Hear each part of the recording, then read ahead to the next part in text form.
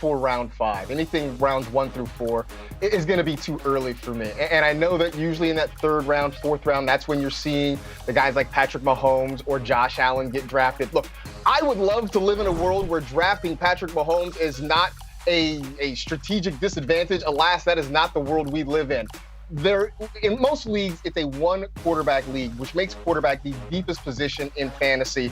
I would tend to spend my draft capital on places with more scarcity. So that means I'm going to go after a tight end. I love Travis Kelce in the 1st round. Running back, because after the first, say, 12 or so, there's a big drop off. Then I look at maybe a wide receiver before I even think about getting a quarterback. So unfortunately, I will probably never be in the market for a Patrick Mahomes or a Josh Allen. But, Marcus, what if you play in a league where they take Patrick Mahomes in the 1st or the 2nd round? I did a 16-team draft over the weekend, and quarterbacks started flying in the 2nd round. So while I agree with you that you should probably pump the brakes on taking a quarterback rounds 1 through 4, also make sure you manage your expectations and look to your left, look to your right, see who's coming off the board so then you're not at a disadvantage and drafting a guy who's not even playing. Yeah, one thing that puts you at a disadvantage is panic, right? And one way to prevent that is to prepare.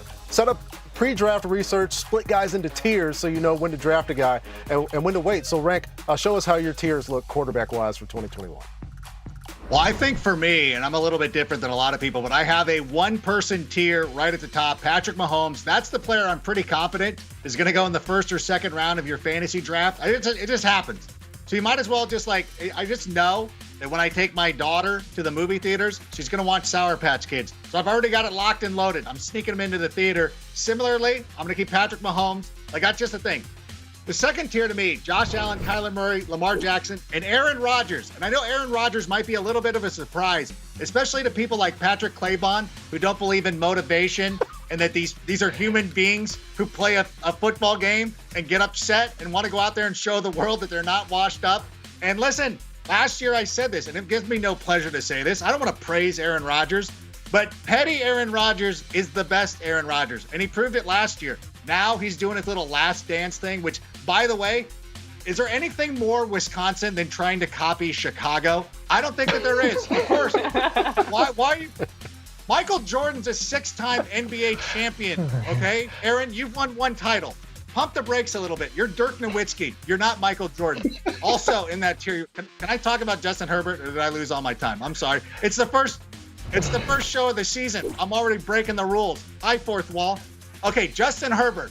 This is a guy that, for whatever reason, people want to pretend last season didn't happen. And I see him tumbling in the draft. And I'm like, why are we doing this?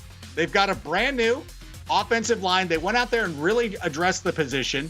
They've got a new offensive coordinator, Joe Lombardi, who has proven to be pretty good over the course of his career. And he's got great weapons like Keenan Allen. He's got Austin Eckler.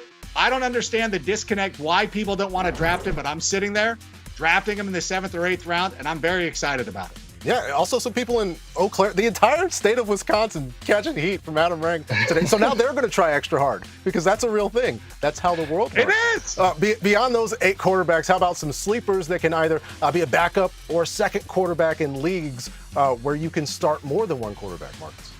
Well, the quarterback in the preseason all-hype team has to be none other than Trey Lance. I mean, he fits the bill of everything that we want. We like shiny new things. Here he is, a rookie coming in, right? We like quarterbacks who can run. Trey Lance is very good with his legs, making plays there. We want quarterbacks in a good offense. His head coach is Kyle Shanahan. He literally checks all of the boxes. And right now, the question is not if he becomes a starter, it's when he becomes the starter in San Francisco. Plus, you see what the Niners did over the weekend, sort of running Lance and Jimmy Garoppolo in and out.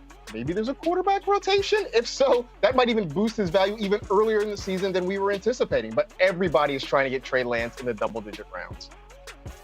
Okay, Marcus, you've given us a shiny new thing to look at, but what about a guy who's a veteran, first year on this team, though? Teddy Bridgewater has been named the starter for the Denver Broncos, beating out Drew Lock on that one. And I understand this isn't the sexiest fantasy name, but it's pretty safe. And Teddy Bridgewater, he's coming off career-high numbers in terms of passing yards, passing touchdown, rushing yards, as well as rushing TDs in the 2020 season. Something that I think we don't quite remember when we think of Teddy Bridgewater in 2020 in Carolina is that he supported 3 top 25 fantasy wide receivers last season. So him being the quarterback also means good things for Jerry Jeudy and and Noah Fant.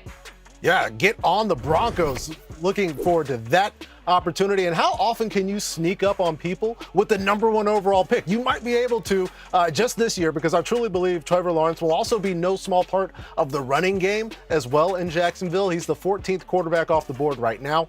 This Jags team might be in a position to throw a ton. And I saw Trevor take some perhaps ill-advised preseason runs, which you won't want to see if you're a Jags fan. You will want to see if you've got this guy on your fantasy team. Everybody's had their eyes on this guy for years.